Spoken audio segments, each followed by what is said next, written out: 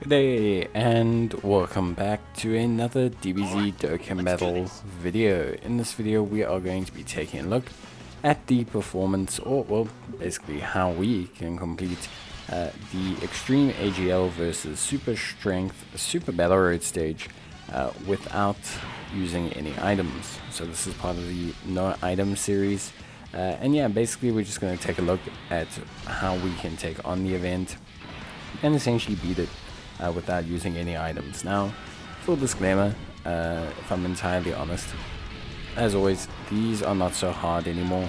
It's really not too difficult, and you could probably realistically do this with like almost a free-to-play team. There's so many different options now for you to utilize. I went with the Terrifying Conquerors build for the most part. I found it to be probably the best team that I like to make. I think it's just pretty easy to make.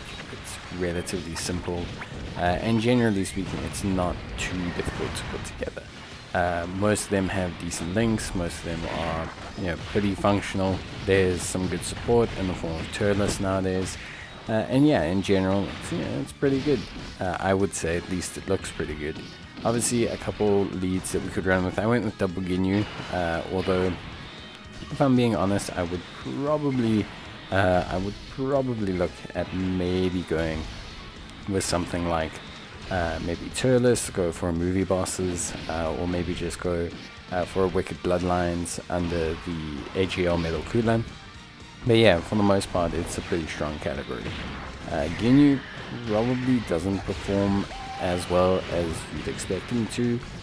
Not that he does bad in any way, shape, or form. But I think, yeah, in general, he obviously thrives off having other Ginyu units on the team, so that is something, I guess, that you should be aware of. But yeah, generally speaking, it's pretty straightforward. I think, the team says enough for itself. We're going to link up, the LR Full Power Freezer. We're going to link him up with the AGL Metal Cooler. Now, Full Power Freezer, obviously, he has guaranteed crits against Goku. So that's always something that's super duper helpful, because you can keep Goku units alive, by the way, and crit against everyone else like we just did here. Obviously Frieza's just basically going to one-shot the stage, because that's just how he is. But yeah, he works really well alongside the Metal Cooler. Both of them do need to be hit to activate their full passive, but generally speaking, the two of them together kind of just absolutely decimate the entire event. So they do huge damage together. Obviously AGL Metal Cooler, much improved after his recent EZA. We also have Ginyu. Ginyu just being Ginyu, I guess. The thing is like I said, Ginyu really needs a Ginyu unit to kind of function. Not like he's terrible without them, but when he's got other Ginyu units there, it's more the link set than anything else. Now, I'm just running both Ginyus for the Terrifying Conquerors and Space Traveling Warriors buff. But yeah, generally speaking, you do want another Ginyu Force unit. I would probably say you could go with AGL Berta if you want to. With that being said, though, you don't have to. He does link up pretty well with Turles, so we are pushing to move Turles onto his rotation. The two of them make a pretty nice pairing. Generally, they share enough links to be positive. And Turles obviously also has the added benefit of giving him support and ki. So yeah, generally speaking, Ginyu does pretty well alongside Turles. So the two of them are a good combo. We have the AGL Metal Cooler, the free-to-play one. That is Metal Cooler.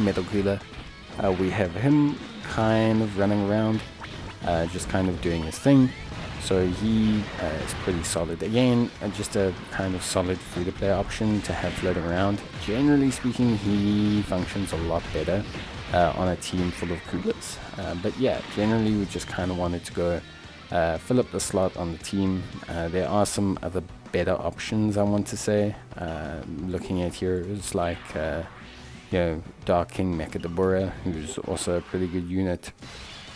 He's also on Terrifying Conquerors. So you could definitely use him. He's not very restrictive either, so he is a very nice option as well. But just in general, the team functions super well. We even have AGL Golden Freezer, just in case we do need to tank a little bit, but it wasn't really necessary at all. A little bit overkill. Rather bring someone with more damage, it will just make the run go even faster. But yeah, in general, this is very, very simple now, especially with all the buffs to Terrifying Conquerors, the strength of AGL Ginyu as a lead. A lot of them are under a 200% lead as well. Frieza, both Ginyus, Turles, Metal Cooler, I believe, is functioning under the 200% lead. I don't know if he's under Space Traveling Warriors, which he's not. So he isn't underneath the 200% lead, which is probably one of the few units that isn't. But in general, the team runs and functions exactly as you kind of want it to. So you can see we've kept Goku alive. That way we can guarantee the crits, obviously, against Gohan as well. So yeah, in general, that's about it. Very smooth one. Obviously, as always, the first 10 tend to go pretty smoothly. So it's all going really smooth, pretty fine. And yeah, we managed to just clear out this one in pretty good time as well. So Frieza hard carrying this. He hard carries a lot harder stages or more difficult content as well.